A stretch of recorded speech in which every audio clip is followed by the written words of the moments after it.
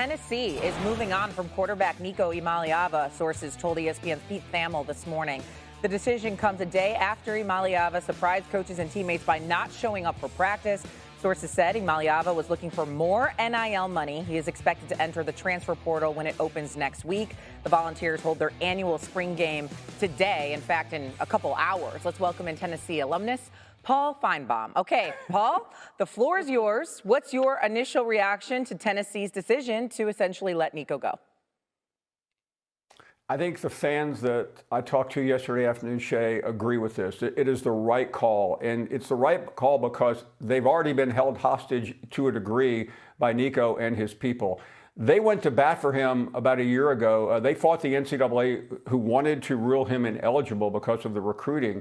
And they stood by and they kept his eligibility. They gave him a chance. And by the way, he helped to reward them by helping Tennessee get to the playoffs last year. But the bigger story here is beyond Nico. This is an inflection point in the history of college football. This is the first time in this NIL era that we have had a literal holdout. Happens every day in the NFL. It's never happened in college football. He was expected to make about $2.5 million. And while people are seeing their 401s crash right now, he wanted more than that, reportedly as much as $4 million. And Tennessee finally said, you know what, we're done. What's interesting is he's not that great. I talked to various sources around the SEC yesterday, and I said, tell me where he ranks out of the 16 quarterbacks in the SEC. They said somewhere between 6 and 8.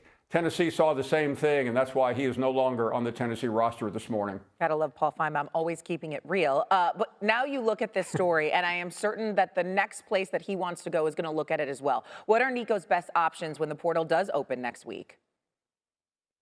Well, he grew up in California, so you have to look to that direction. One interesting part of this is he can't go anywhere within the SEC. There is a new clause in the spring portal. You can't go within the SEC. Now, you can do that in the portal that ends after the season. So I would have to guess the West Coast. Obviously, there's plenty of places out there, Oregon, USC, natural places. But I wonder, Shay, how excited our school is going to be to deal with his representatives. And I say his representatives. His father's involved. He's got agents involved. This is a very nasty situation. It has left a stench across college football. So I would say buyer beware. When you look at Tennessee, they already lost their star running back. They lost their top 3 wide receivers. And now there's a question mark at quarterback. They were among the favorites to win the SEC. Where do they go now? This is a body blow to Tennessee, which was already on the so-called cut line. They have Jake Merlinger, who is serviceable. He played a couple of games last year, but they don't really have an option. They may go into the portal themselves. They just lost a quarterback to the portal. They may try to get him back. But ultimately, I think what this is going to do for Josh Heupel is buy him a little bit of time. The fact that they said no to Nico, I think will give him a lot of support. He's already gone to the playoffs. He beat Florida and Alabama last year. He's in very good shape. But if this season does not go well, I think Tennessee fans will look at that and go, okay, at least you did the right thing. Yeah, give him a little bit more leeway. In 4 seasons under Josh Heupel, Tennessee is ranked 2nd in FBS in total offense and points. Paul, we appreciate it. Thank you for the breaking news on a non-football Saturday. See you later, buddy. Football now. Tennessee star quarterback Nico Iamaleava did not attend the Volunteer spring practice yesterday. Now, sources told ESPN Iamaleava has been in conversations with the Vols about a new NIL contract. However, this move by the redshirt sophomore QB really shocked the Tennessee coaches, the players, according to our sources. And for more on this developing story, we now welcome in our college football contributor, Paul Finebaum, into SportsCenter. And, you know, Paul, listen, you've covered the SEC for a number of decades. Give me your reaction to what is going on there in Knoxville and Nico. Brian, at the beginning of my career, a school could go on probation for buying a player a McDonald's hamburger. We now have the first college football holdout. Not a big deal in the NFL. You cover it all the time. But this young man literally is holding out for more money, and he's already being paid about $2.5 million. So we are at an inflection point in this sport that we have never been before. We should have seen it coming. It is legal now.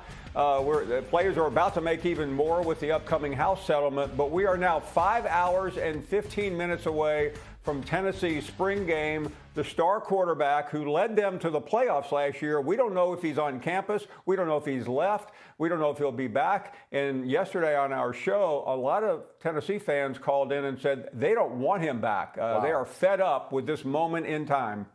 The crazy thing is, according to ESPN Bet, Iamaleava has the 5th best odds to win the Heisman Trophy next season. Now, listen, there's some notable schools hosting spring games on Saturday here, including Florida, Tennessee, Georgia, all of those from the SEC. At noontime Eastern, you can see Virginia's game. You can see it on the ACC network. You've got Georgia Tech's game. It will be on the ACC network extra. That will come your way at 1 Eastern. So there are a number of big-time programs having a quarterback competition going on in this offseason. Paul, which one of all those QB battles have piqued your interest and the one that you're looking at most? I think the most interesting one is in Tuscaloosa, where so many times national champion Alabama is trying to figure out who takes Jalen Milroe's place. You know the history on Alabama quarterbacks in recent years. They've had Tagovailoa, they've had Mac Jones, they've had Bryce Young. Last year they had Milroe. They've all been candidates for the Heisman.